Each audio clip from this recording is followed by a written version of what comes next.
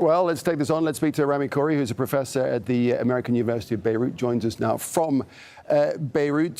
So what do you make of that? This is putting the cart before the horse. Well, Hanan Ashrawi is absolutely right. This is a continuation of a process that has been going on since Balfour about 100 years ago.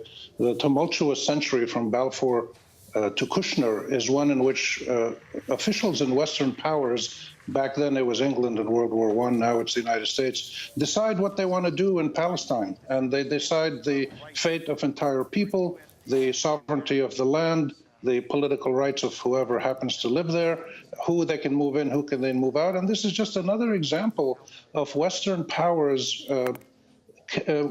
calculating in a very cold and cruel manner how they want to arrange things in our region for their interests mainly, and now with the new twist being for the business interests of the Trump family and their associates, including some associates in the region here. So this is a very troubling development that for them to come out after 2 years of promising a deal of the century with essentially a weekend gathering in a coffee shop, the equivalent of a weekend gathering in a coffee shop, is really not serious at all. And the trouble is that they will keep pushing this kind of process because the United States now is in a mode where it is dictating not just to Palestinians who are very weak, but they're dictating to everybody around the world. They're telling the Germans where they can buy their gas. They're telling the Europeans who they can buy oil from, and they're telling Chinese who they can trade with. And so this is the troubling part of this. It's not just the particularities that Hanan pointed out so correctly, but it's the wider context of an aggressive Western colonial mentality that doesn't recognize the reality or the rights or the humanity of a people called the Palestinians. So when this workshop happens in mid-June, as it's supposed to in Bahrain, do you think the Palestinians will be invited to attend? And if they are, will they attend?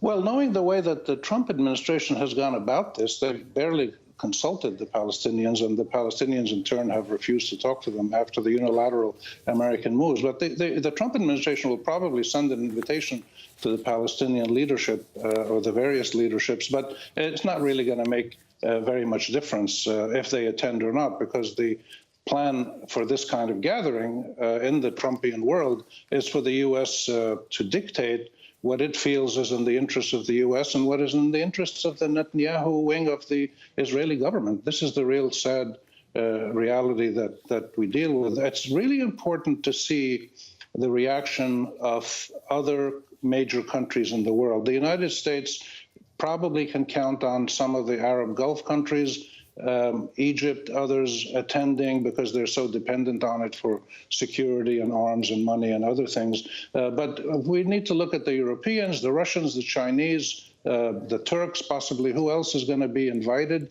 to this? And I think the reaction of the world is going to be really critical now. The other point I'd make is that briefly, if you would, Rami, briefly, if you would. Yeah, the feeling is, why should anybody go sit and talk to the United States about reaching an agreement when the United States unilaterally broke off the agreement with Iran, which the whole world welcomed and negotiated with? So there's huge numbers of problems here. All right, Rami Khouri speaking to us from Beirut. Thanks very much.